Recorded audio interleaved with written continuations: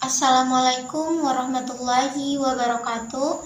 Perkenalkan, nama saya Astri Hanum Lubis, program studi Ekonomi Islam dari kelas EKI 6E dengan NIM 0501232120. Baiklah, di sini saya akan menjawab soal UAS dari mata kuliah evaluasi proyek dengan dosen pengampu Bapak Muhammad Nabil Ulwan, MBA.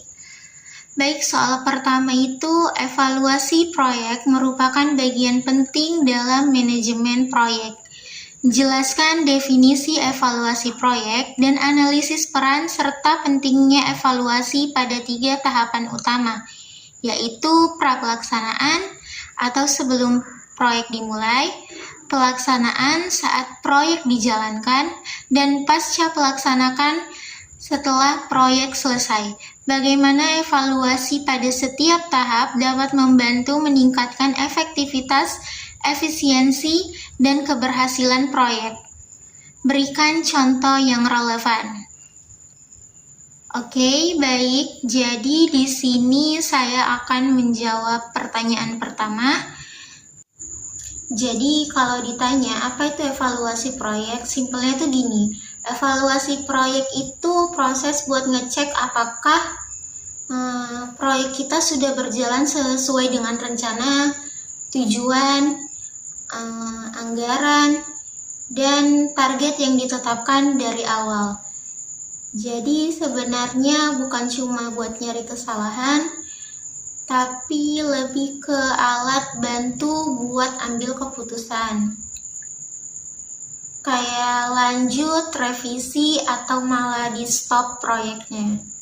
Nah, ini ada 3 tahap penting.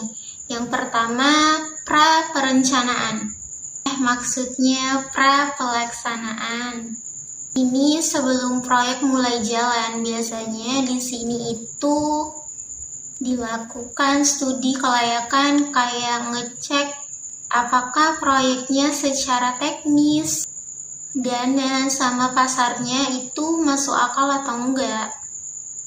Manfaatnya ini bisa buat kita nyegah buang-buang duit untuk proyek yang dari awal itu udah nggak feasible. Contohnya kayak sebelum bangun kampus baru, pasti dicek dulu lokasinya strategis enggak, dananya cukup enggak, proyeksi mahasiswa ke depannya gimana. Kalau hasilnya nggak layak, ya proyeknya bisa dibatalin dari awal biar nggak rugi di belakangan. Kedua, pelaksanaan. Ini pas proyeknya lagi jalan. Di tahap ini kita progres terus semua prosesnya, dicocokin sama jadwal dan budget yang udah direncanain. Gunanya biar kalau ada penyimpangan, misalnya molor atau kelebihan biaya, bisa cepet ketahuan dan langsung dibenerin. Jadi nggak sampai parah gitu. Contohnya tuh proyek pembangunan jalan. Tiap bulan itu harus dicek progres fisiknya udah berapa persen. Kalau ternyata ketinggalan target, bisa langsung ditambah sumber daya atau direvisi jadwalnya. Ketiga, pasca pelaksanaan. Ini tuh setelah proyeknya kelar, di sini evaluasi hasil akhirnya. Apakah tujuan awalnya emang tercapai, manfaatnya kerasa nggak, dan apa yang bisa dipelajari buat proyek berikutnya. Contohnya setelah ada program pelatihan UMKM, nanti dicek lagi 6 bulan kemudian omset peserta itu beneran naik atau enggak. Kalau nggak signifikan, ini jadi pelajaran buat ngerancang program yang lebih baik ke depannya. Jadi intinya ketiga tahap ini saling melengkapi. Pra-pelaksanaan jaga salah langkah dari awal, pelaksanaan ngendaliin proyek biar tetap on track, dan pasca pelaksanaan mengukur keberhasilannya sekaligus jadi bahan belajar. Kalau salah satu aja dilewatin, proyek jadi rawan gagal dan gak efisien teman-teman. Oke, kita lanjut ke soal yang kedua, yaitu soalnya setiap proyek pasti memiliki hasil yang berbeda. Kadangkala sebuah proyek memiliki kendala yang pada akhirnya proyek gagal mencapai tujuannya.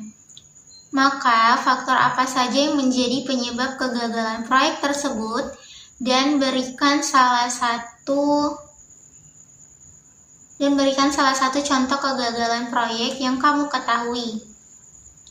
Oke, kalau ngomongin kegagalan proyek, biasanya tuh ada beberapa faktor utama. Yang pertama, perencanaan yang lemah, kayak tujuannya itu nggak jelas atau studi kelayakan yang asal-asalan. Yang kedua itu dananya kurang atau malah bisa jadi membengkak dari perkiraan awal. Yang ketiga, manajemen yang buruk, koordinasi tim yang nggak jalan, tanggung jawab nggak jelas, siapa pegang apa. Keempat, faktor SDM, tim yang nggak sesuai skillnya untuk proyek itu. Kelima, faktor eksternal kayak perubahan regulasi, kondisi ekonomi, atau bahkan bencana alam yang nggak bisa diprediksi. Dan yang terakhir itu kurangnya dukungan dukungan stakeholder. Misalnya masyarakat sekitar menolak proyeknya karena ada konflik lahan atau semacamnya. Kayak gitu. Buat contohnya, aku ambil yang cukup terkenal yaitu proyek Hambalang di Bogor. Itu proyek kompleks olahraga yang akhirnya terbengkalai. Penyebabnya kompleks, tapi intinya ada di perencanaan awal yang kurang matang. Ada dugaan korupsi dan kendala teknis, yaitu kondisi tanahnya. Jadi ini contoh nyata kombinasi dari gimana lemahnya perencanaan dan manajemen bisa bikin proyek besar itu jadi gagal total. Oke, jadi sekarang soal yang ketiga atau soal yang terakhir ya teman-teman, yaitu jika kamu menjadi konsultan proyek dan harus mengevaluasi sebuah proyek, menurut kamu aspek apa yang paling penting untuk diprioritaskan dalam melakukan evaluasi tersebut?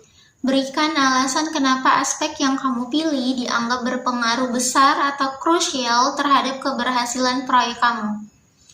Nah, teman-teman, kalau aku jadi konsultan proyek, menurutku aspek yang paling penting untuk diprioritaskan itu adalah aspek dampak sosial dan keberlanjutan, bukan cuma soal keuntungan finansial. Alasannya, proyek yang cuma fokus ke keuntungan modal, tapi ngabaikan dampaknya ke masyarakat sekitar biasanya malah berujung resistensi dari masyarakat atau nggak bertahan dalam jangka panjang. Apalagi karena background kita di ekonomi Islam dan ini juga sejalan dengan prinsip maslahah, proyek yang baik itu benar-benar harus bawa manfaat yang banyak buat banyak pihak, bukan cuma buat segelintir orang. Jadi menurutku, evaluasi nggak cuma lihat angka dari NPV dan IR-nya doang, tapi juga harus lihat, ini proyek beneran bantu masyarakat di sekitar nggak? Dampaknya ke lingkungan gimana? Dan apakah keberlanjutannya bisa terjaga dalam jangka panjang? Karena kalau aspek ini diabaikan, proyek bisa bagus di laporan, tapi sebenarnya rapuh dan gagal di lapangan. Mungkin itu saja jawaban dari saya. Jika ada salah kata, saya mohon maaf. Dan kepada Allah saya mohon ampun. Wassalamualaikum warahmatullahi wabarakatuh. Dadah.